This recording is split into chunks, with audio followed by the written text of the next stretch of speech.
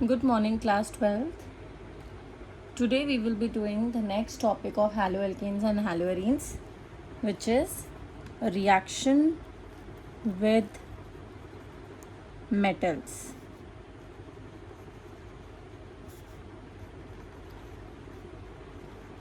Haloalkanes can react with many metals. Like first they can react with the sodium. So with sodium, if you remember, they can give Wood's reaction. So in that it will be, if you remember in class 11th also you have done this thing, Rx plus 2Na plus XR, that is your two molecules of Rx only. In this 2NaX will react with each other in the presence of dry ether, and then they will result you for the formation of R and R and 2NaX. So this is the reaction of metals with sodium. In this, the use of dry ether is to dissolve sodium molecule in it. To dissolve sodium molecule, how? When it will dissolve sodium molecule in it, then what will happen? It will release some solvation energy. With the release of solvation energy, and this solvation energy you will use as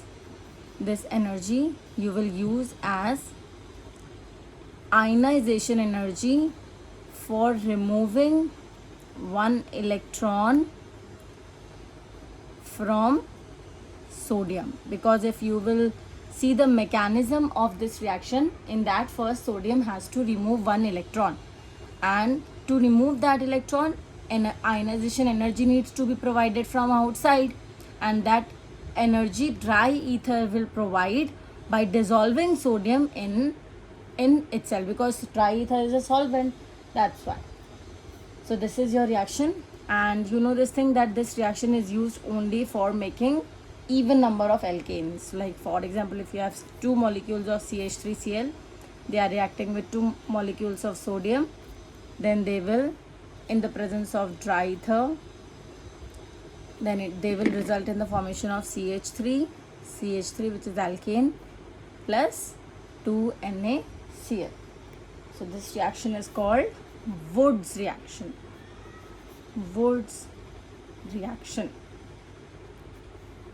Alright, let's take the second reaction. Your second reaction is with lithium. Lithium we will do later on. First we can go with zinc, because sodium and zinc, both the reactions are almost similar. So that is why we are going for zinc. And the same reaction with zinc, the way it was reacting with Na, it is a same reaction with zinc. It is called Frank-Land reaction. Frank-Land reaction. So in this you will take Rx reacting with zinc, and obviously it is two molecules of Rx, and they are reacting in the presence of dry ether for the same reason, and it will result in the formation of you can say R and R and ZnX2, because the valency of zinc is 2, so that's why it is not two molecules of ZnX, that is ZnX2 only, and that is why you are not taking zinc as 2. You can consider this example also, CH3Cl plus zinc. It will result you, when you will react this with zinc in the presence of dry ether, it will give you what? It will give you alkane, which is ethane, and ZnCl2. Fine? Okay. Let's go for the next reaction. The next reaction is with magnesium. Third reaction with magnesium.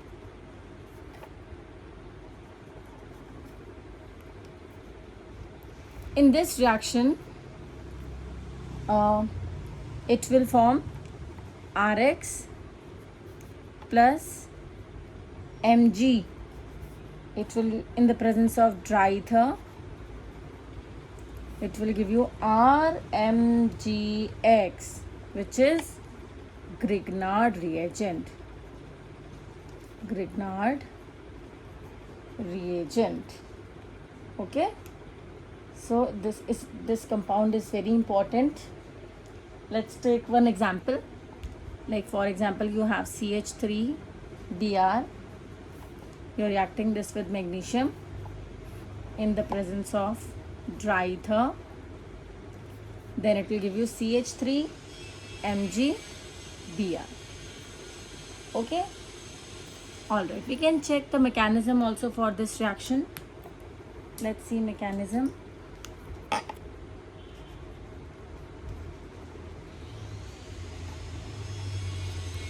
Okay. In the mechanism, you have Mg. Mg will first lose its one electron, and it will become, can you tell me that what it will become, Mg plus or Mg dot? It will be both Mg dot as well as Mg plus. So first Rx is there, and Rx will react with this electron. So because the halogen is more electronegative, so halogen will take both the electrons. When halogen will take both the electrons, then it will create a positive charge on R. Then R will take that electron, but R require 2 electrons to become neutral, and it is taking only 1 electron. So it will become R dot plus X minus. Okay, this is the reason for this compound to be a free radical. After that, this free radical will react with this Mg dot N plus, and they will result you in the formation of RMgX. The good point about this compound is that this bond is 50% covalent and 50% ionic. Covalent and ionic. But this bond, the bond between Mg and X, that is pure ionic compound. And the reason is that because halogen is more electronegative than magnesium. And after that, as R dot is a free radical, and for free radical, the hybridization is what? The hybridization of free radical is sp2, and sp2 is planar, that is a trigonal planar. So as it is a trigonal planar compound, R dot, so that is why the attack can be from both the side. So in this also racemic mixture will form. So you can write in this also racemic mixture will form.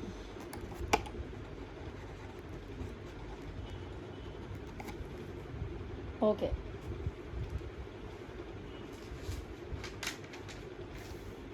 Next we can go for the next reaction with metal,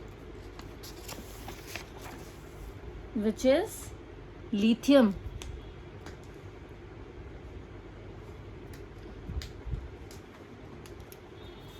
Reaction with lithium. This is your fourth reaction. In this, what will happen when it will react with lithium? In the presence of dry ether, see you have Rx, it is reacting with lithium in the presence of dry ether. It will result in the formation of RLi plus LiX. Correa-House synthesis, if you remember. Yes, this is for unsymmetrical alkanes. So if you have CH3Br, which is reacting with lithium in the presence of dry ether, then it will give you CH3Li plus LiBr. Then what will happen? These two molecules of RLi which are there, they will react with CuI, and they will result in the formation of this compound, and Lii along with Lii. So this is called Gilman's reagent. This is Gilman's reagent. Gilman's reagent.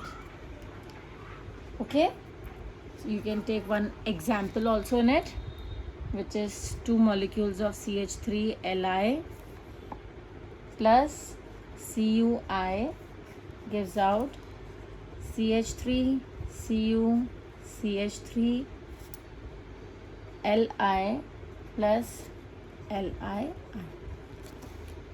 So this is all about reaction with metals. In my next lecture we will study about preparation of haloarenes. All the best.